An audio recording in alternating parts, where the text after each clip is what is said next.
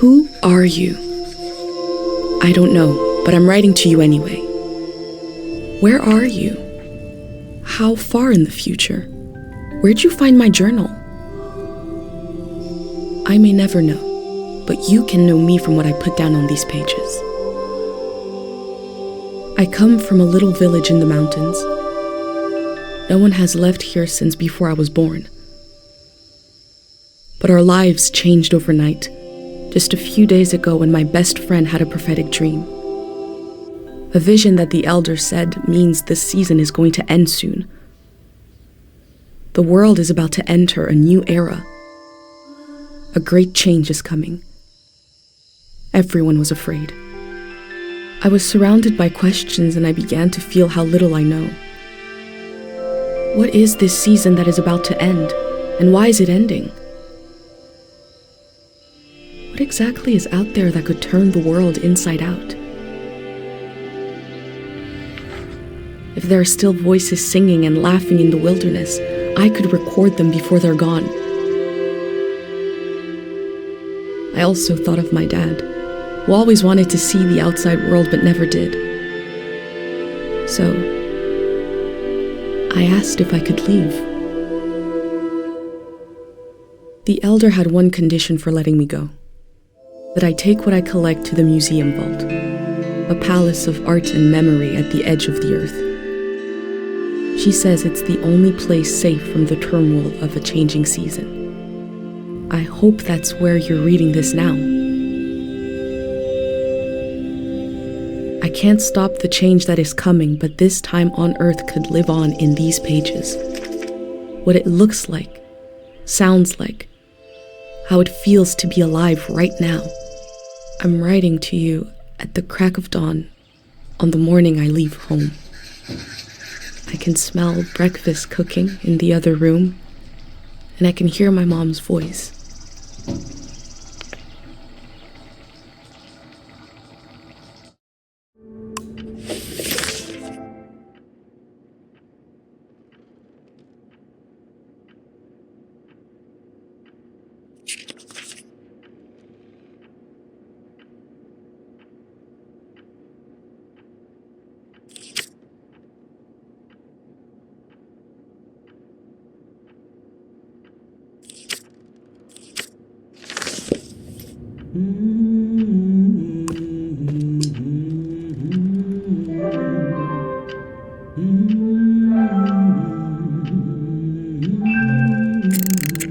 Three, two, one.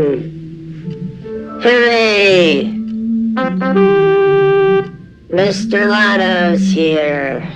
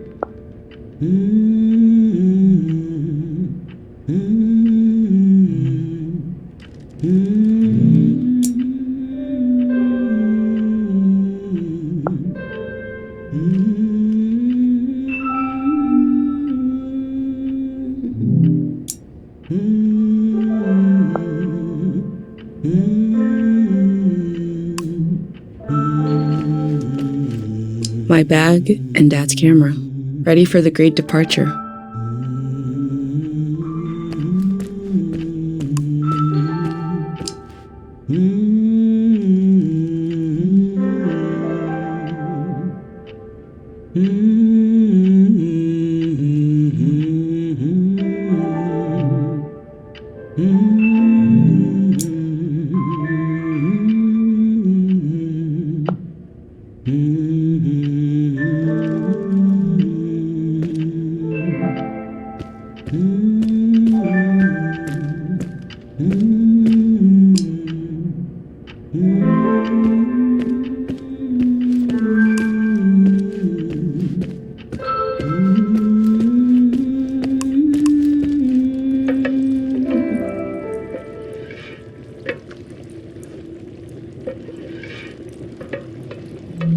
The burner's on the table, ready to make a pendant. Mom is cooking sweet bark soup. She got out some old tapes.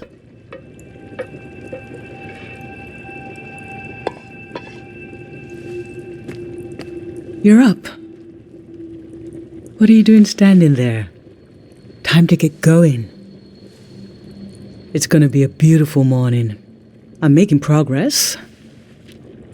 I found the burner, camera, recorder, travel bag. Breakfast is in progress. Still gotta make a pendant. We haven't used this in so long. Good thing I saved the instructions. Just as you would use a shield to protect your body, an identity pendant protects your mind. Your thoughts, memories, everything that makes you. You don't wear them here in the village anymore. But if you're going into the outside world, I'll feel better when you've got a pendant shielding you.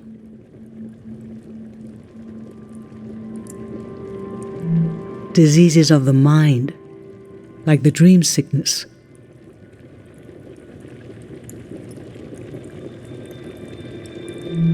We don't know what caused it. We heard people suddenly fell into an eternal sleep. These were years of wild rumors, and half of them turned out to be true. In times of war, a pendant can be used to identify a body. Let's skip that part. Objects have two layers, the physical and the mental. The pendant needs to absorb both. 1. Collect a sentimental object for each sense. Sound, smell, feel, sight. 2. Feel the sense and speak aloud a memory of the object. 3. Feed the object into the burner. The memory will leave the speaker as it is transferred to the pendant. That means I'll forget the memory after I say it. It's supposed to be painless, at least.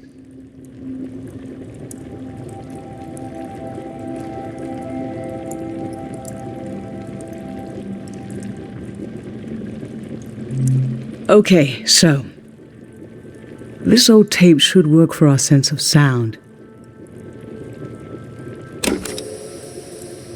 I remember you and I fell asleep listening to this tape.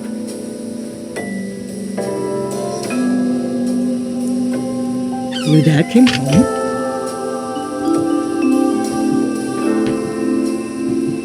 We all rested together until it got dark.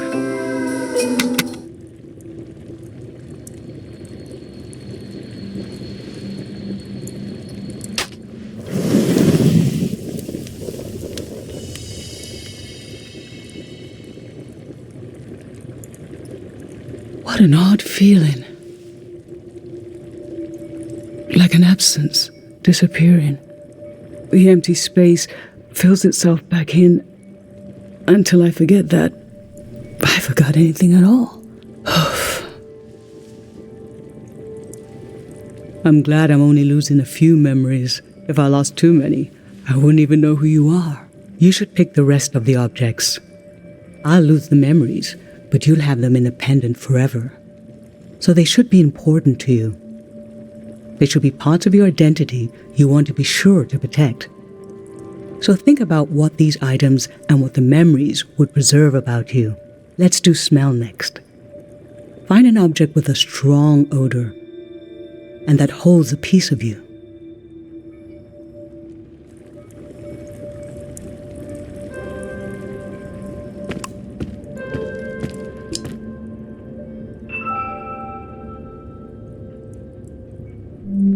Childhood. Too sweet, too old.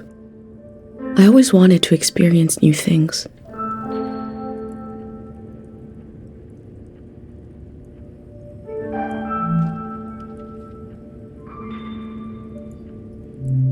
Nothing.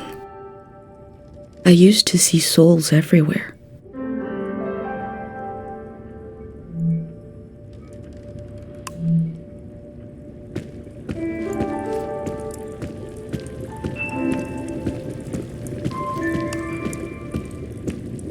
Granite, seaside, darkness.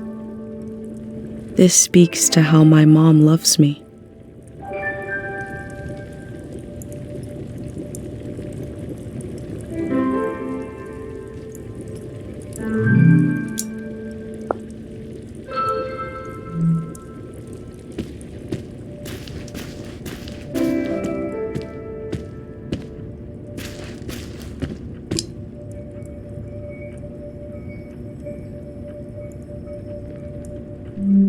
Ancient, perfume, sweet.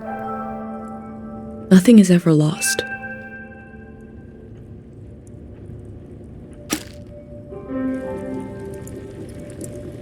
What did you choose for smell? Let's breathe in deep.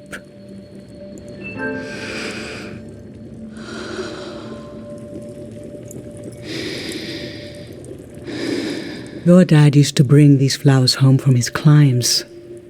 They only grow high up in the mountains. He was a great climber. He even found us a new source of water. I hoped after he would climb less, maybe even retire. But he always wanted to explore, and the only direction to go was up. Maybe the elder is letting you leave out of guilt for what happened to your dad. If someone has the energy to leave, it needs to go somewhere. He fell into the Fitz ravine. We never found his body. But doesn't he rest with us at night? Doesn't he appear in our dreams?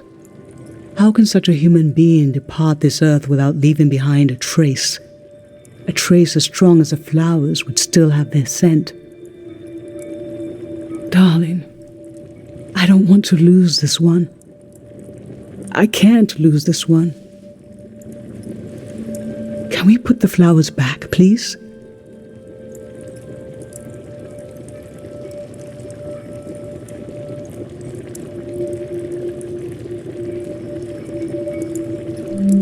Yes, you're right.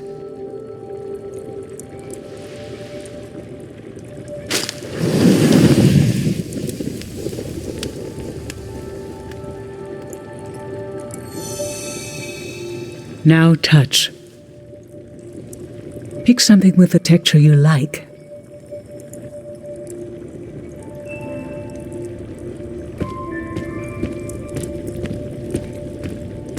My hand in my own hand. This speaks to how my mom loves me.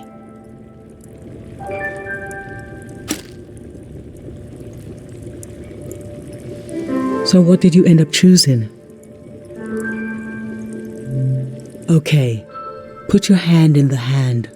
Oh, I remember it so well.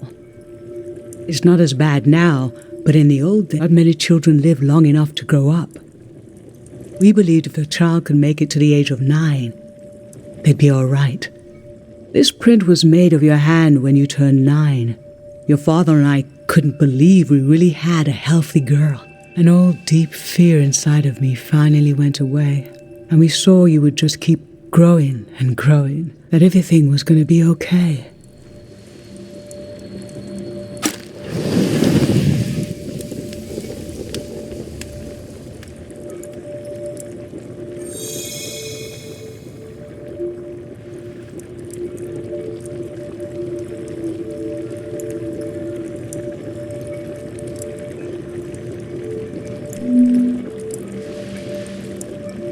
I'm fine. Let's do sight next. Pick something that looks nice.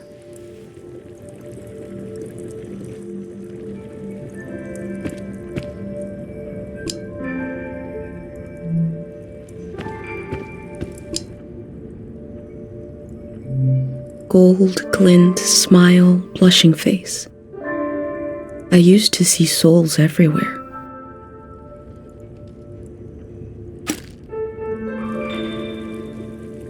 So, what did you end up choosing? There were years when you saw faces everywhere. We had to be gentle with everything in case it had a soul. I remember you saw some sticks on the ground in the shape of a face.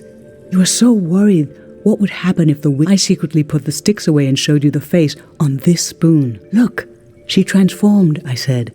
You were so serious. Studying, eventually you stopped seeing faces everywhere. Does the world have fewer souls in it now than when you were a child? Or are they still out there?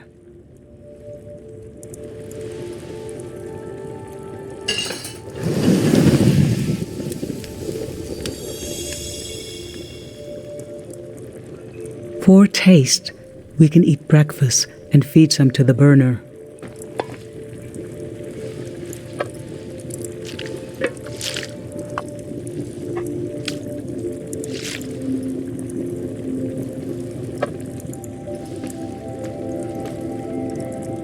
The memory I'll lose is the one we're forming right now. I want you to have it forever.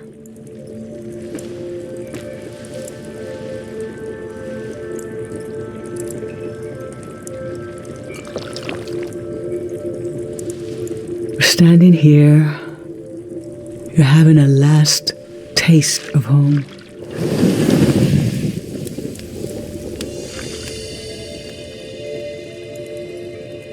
Now you're protected by lost memories, a gem of home around your neck. This is my only condition for letting you go. You must promise me never to take the pendant off. And never tamper with it.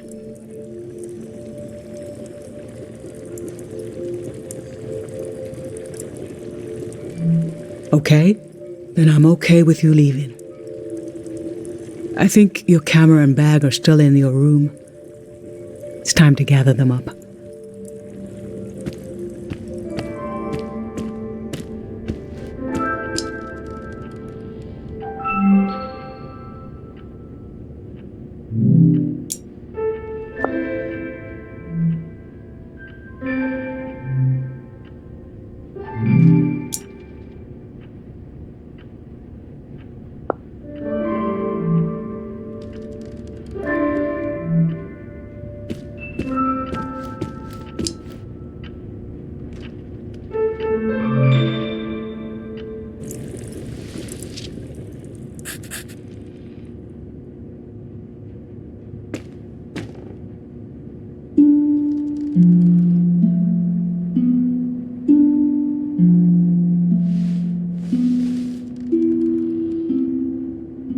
I've lost so much. How could the world ask me to lose you too?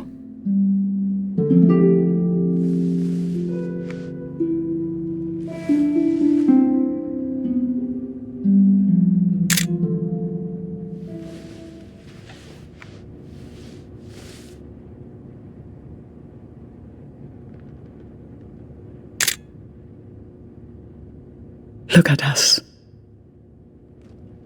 There we are. There we were. We'll always be right here on this beautiful morning.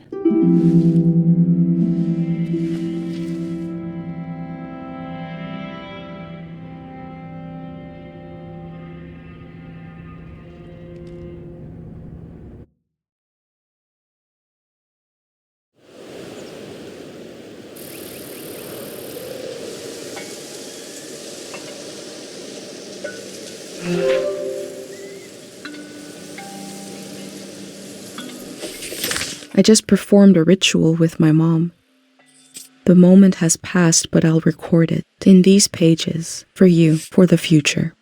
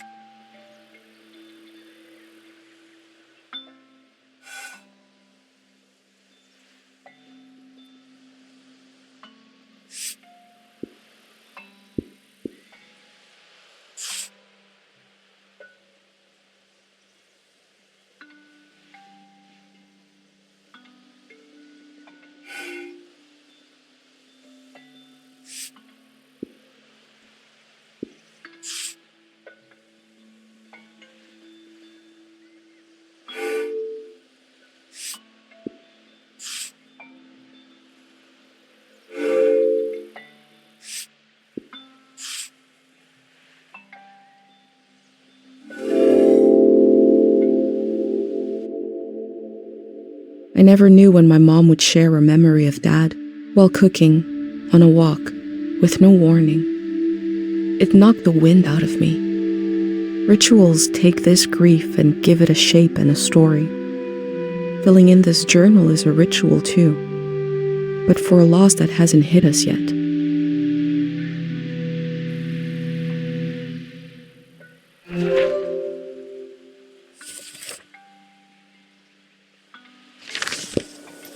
I've brought tools to record the sights and sounds of this season. I'll start by recording the only place I've ever known.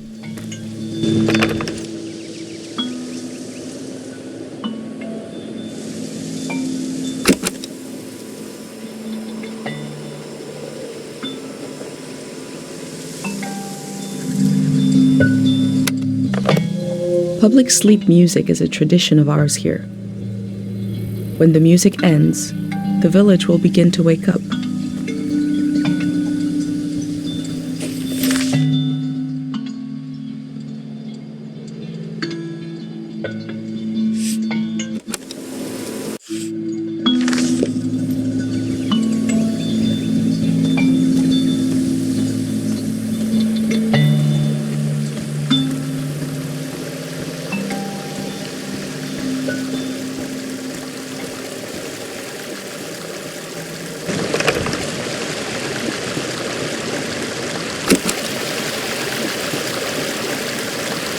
We have plenty of fresh water here. I wonder if it's more scarce in the outside world.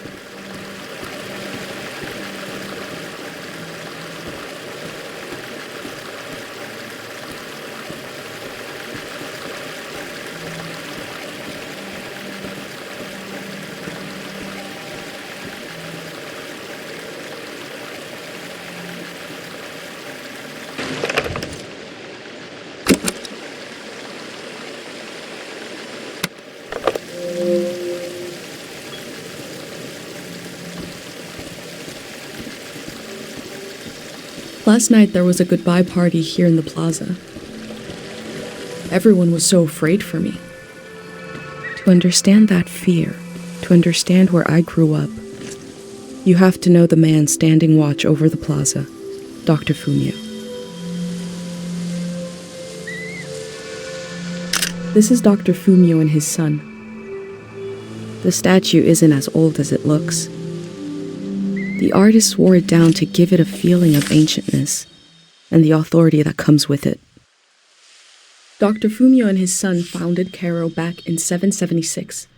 They live on through our traditions.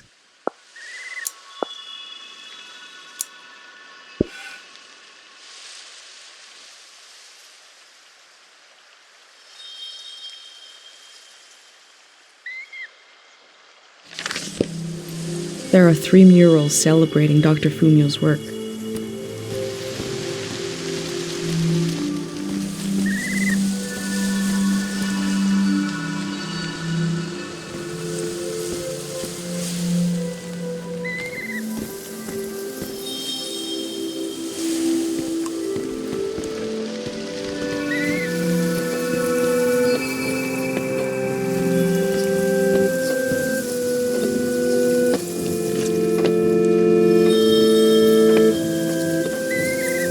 There's something eerie about an instrument that plays itself. But wind chimes aren't eerie. I think this...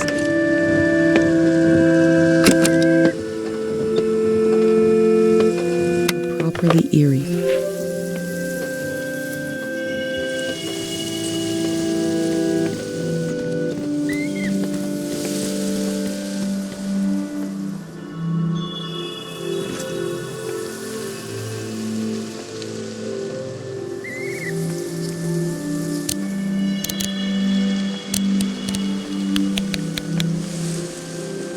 Pate's little daydream of leaving this place, of seeing something weird.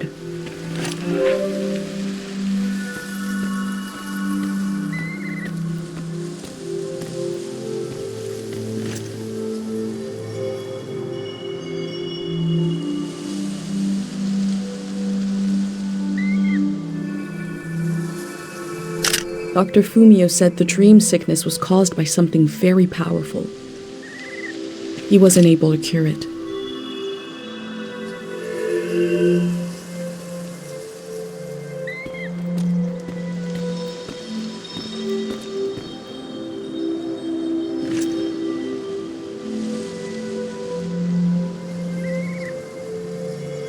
Caro Village is nice if you're a child or an old person. But for those of us in between, I need to leave.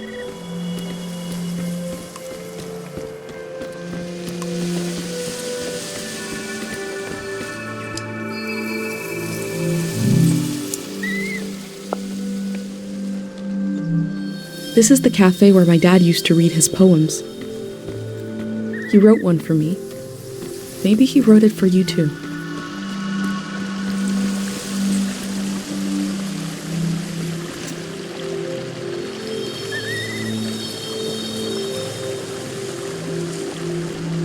Remembering everything must be painful. Dr. Fumio brought peace to so many people here.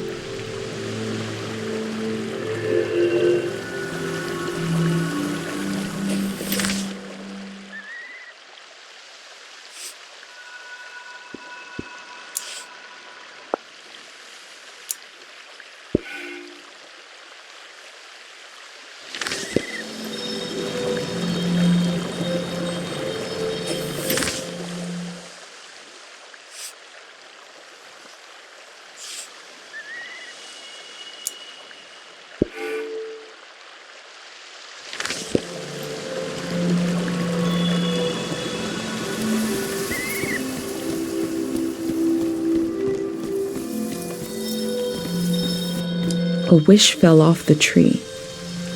I'm not supposed to read them, but it might be good for you to have an example of one.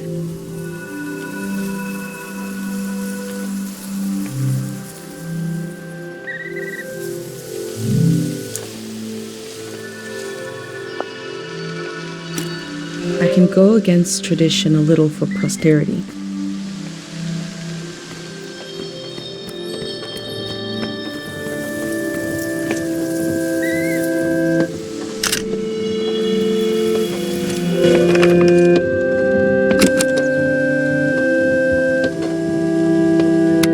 This is a healing instrument created by Dr. Fumio. It draws on the pure mountain air.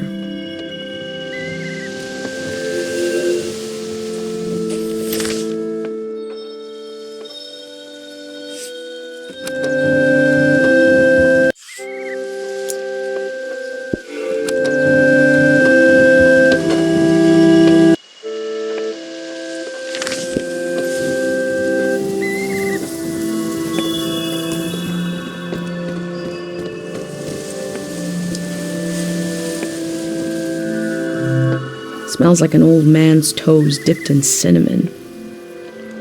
I had to drink this gross potion last night. Like my pendant, it's supposed to protect my brain.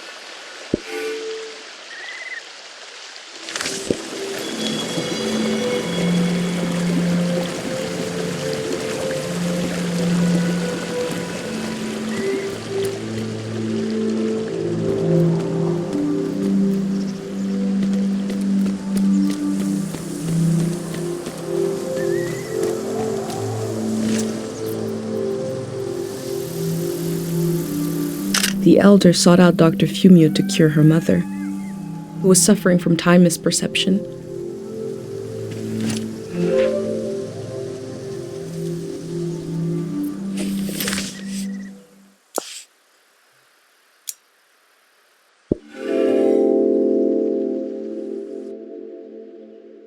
Dr. Fumio was an important person, but we also just have a need to put a human face on events that are beyond our control. He may have felt just as scared and helpless as everyone else.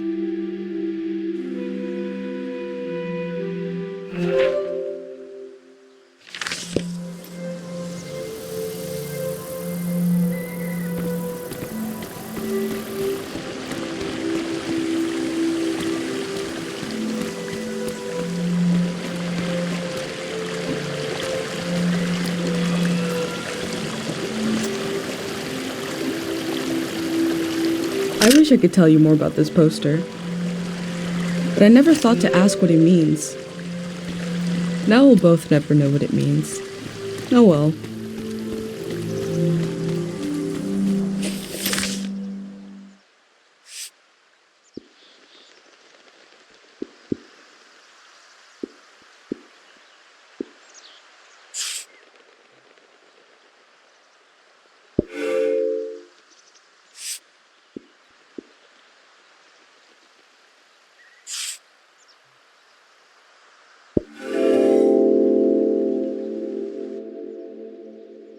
A village that was created as a place to heal.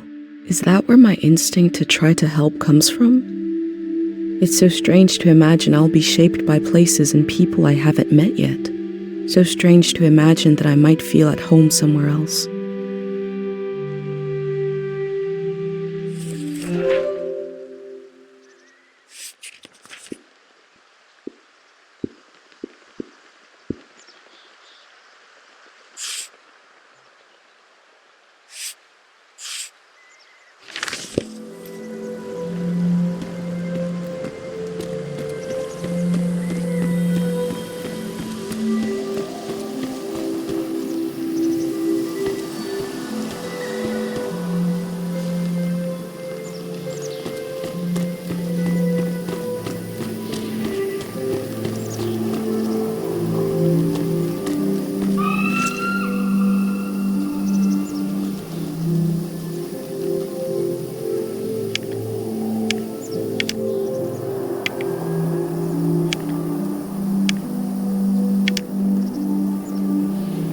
I go fishing here with my best friend Pate, even though there's nothing to catch. We both appreciate the silence.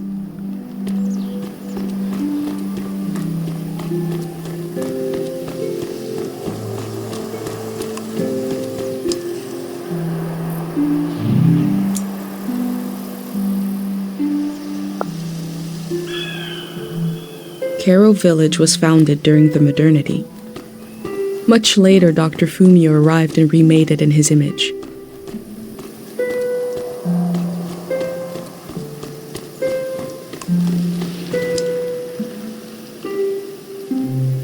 This flower means you're in my thoughts. The morning after the search was called off for Dad, our doorstep was covered in them.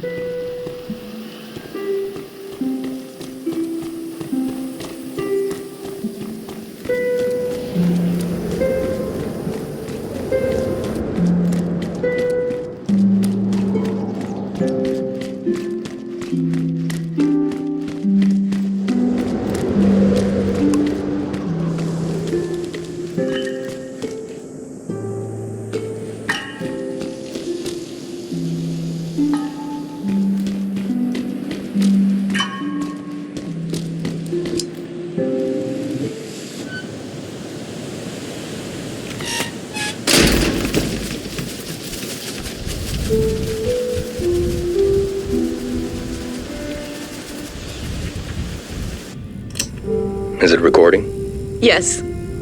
Okay. How to leave home for my daughter. Find a sacred square of earth. Lay down so you have the dirt at your back.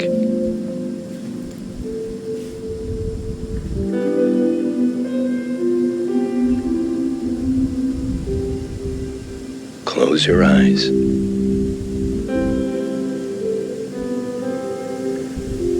Close everything. Do you see for yourself? You see for the dead, for the unborn. Do you listen for yourself? You listen for the dead, for the unborn. Your ancestors are in that dirt. All the living and all the dead are holding you up. Now stand. They're still there, aren't they? It's time to move, to entangle yourself everywhere with everyone. So the next time you lay down in the dirt, you will have so much more to tell them.